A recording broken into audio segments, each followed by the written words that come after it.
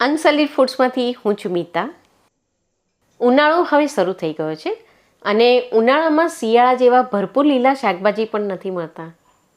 એટલે ઉનાળામાં રોજ જે શું શાક બનાવું એ દરેક ગૃહિણી માટે સૌથી મોટી મૂંઝવણ હોય છે. તો આજે હું તમારી સાથે ઉનાળા માટે એક નવા જ કોમ્બિનેશનવાળા શાકની રેસીપી શેર કરીશ. અહીં આજે આપણે એક નવા ટેસ્ટવાળું દૂધી અને ગવારનું શાક બનાવીશું, જે કદાચ તમે ક્યારેય નહીં બનાવ્યું હોય.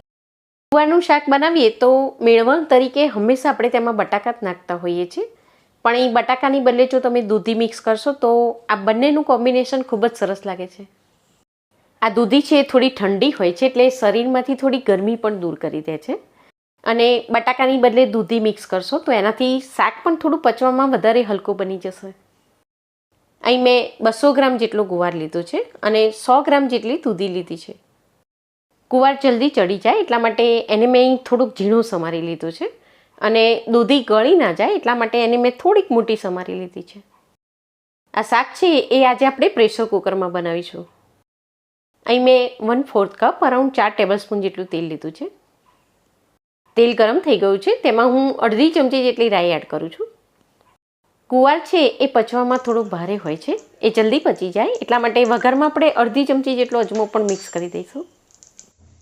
રાઈ અને અજમો બરાબર ફૂટી ગયો છે. હવે આપણે તેમાં થોડો મીઠો લીમડો નાખી દઈએ.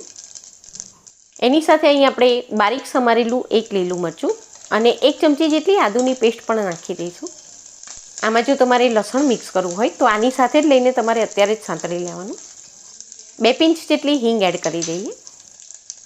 હવે આ બધા જ મસાલાનો સ્વાદ તેલમાં સરસ રીતે બેસી જાય એટલા માટે અહીં આપણે તેને અડધી મિનિટ માટે સાંતળી લઈશું. શાકના સારા કલર માટે હળદર અહીં આપણે વઘારની અંદર જ એડ કરી દઈશું. હું અહીં અડધી ચમચી જેટલી હળદર એડ કરી દઉં છું. આ રીતે વઘાર તૈયાર થઈ જાય પછી હવે આપણે તેમાં બારીક સમારેલું એક ટામેટું મિક્સ કરી દઈશું. હવે અહીં ટામેટાને આપણે તેલમાં પહેલાં બરાબર સાંતળી લઈશું. હવે આ ટામેટાં જલ્દી સોફ્ટ થઈ જાય એટલા માટે શાકમાં આપણે જે મીઠું નાખવાનું છે તે અત્યારે જ નાખી દઈશું. મીઠું આપણે સ્વાદ પ્રમાણે લઈશું. હું અહીં 1 ચમચી જેટલું નાખી દઉં છું. હવે ગ્રેવીમાં અહીં આપણે 2 ચમચી જેટલો સિંગદાણાનો પાવડર પણ નાખી દઈશું. એનાથી રસો થોડો જાડો બનશે અને શાકનો ટેસ્ટ પણ ખૂબ જ સરસ લાગશે. ફરી એકવાર આ બધું જ હલાવીને આપણે બરાબર મિક્સ કરી દઈએ. આમાં આપણે શાક એડ કરીએ એ પહેલાં તેલની અંદર જ અહીં આપણે લાલ મરચું પણ એડ કરી દઈશું.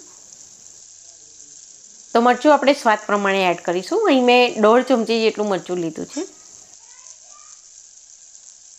હવે આપણે શાક વઘારી લઈએ.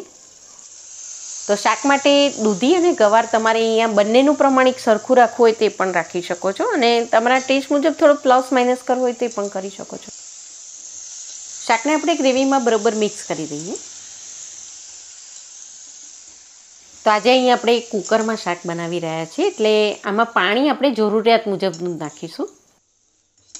અહીં ગુવાર છે એ પણ સરસ ચડી જવો જોઈએ અને દૂધી છે એકદમ પોચી હોય છે, એ ગળી ના જવી જોઈએ એ રીતે આપણે પાણી નાખવાનું છે.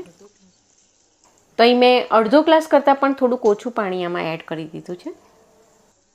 1 ચમચી જેટલું ધાણા જીરું અને સાથે અડધી ચમચી જેટલો ગરમ મસાલો પણ એડ કરી દઈએ. ગુવાર સ્વાદમાં થોડો તુરો હોય છે અને આની અંદર આપણે ટામેટાં પણ નાખ્યા છે એટલે હું અહીં 1 ચમચી જેટલો ગોળ પણ એડ કરી દઉં છું. અહીં શાકમાં જો તમે લસણ મિક્સ કર્યું હોય તો ગોળ તમે સ્કીપ પણ કરી શકો છો.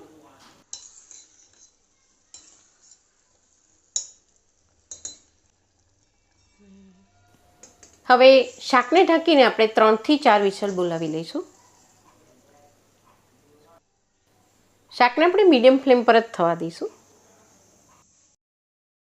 તો અહીં મેં મીડિયમ ફ્લેમ પર 4 વિસલ બોલાવી લીધી છે ને ગેસને હું હવે બંધ કરી દઉં છું. શાક બની જાય પછી કુકરને અહીં આપણે તરત જ નથી ખોલવાનું. શાકને આપણે અહીં 10-1 મિનિટ માટે સિઝવા દઈશું અને પછી જ આપણે કુકરને ખોલીશું.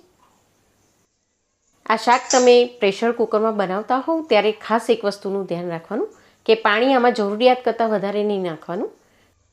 પાણી જો થોડુંક પણ વધારે પડી જશે તો શાક ઢીલું થઈ જશે અને તેલ પણ છૂટું નહીં પડે. આ શાકમાં આજે આપણે દૂધી મિક્સ કરી છે એટલે શાકમાંથી જો તેલ છૂટું પડશે તો જ શાક ખૂબ જ ટેસ્ટી બનશે, નહીંતર શાક એકદમ ફીકું લાગશે. બંને શાકનું કોમ્બિનેશન ખૂબ જ ટેસ્ટી બને છે. આને તમે દાળ ભાત સાથે પણ સર્વ કરી શકો છો અને ખીચડી સાથે સર્વ કરશો તો પણ ખૂબ જ સરસ લાગશે.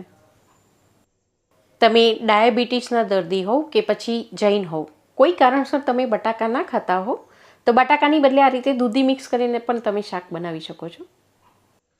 આશા રાખું છું કે આજની આ રેસીપી તમને ચોક્કસ પસંદ આવી હશે. Thank you for watching.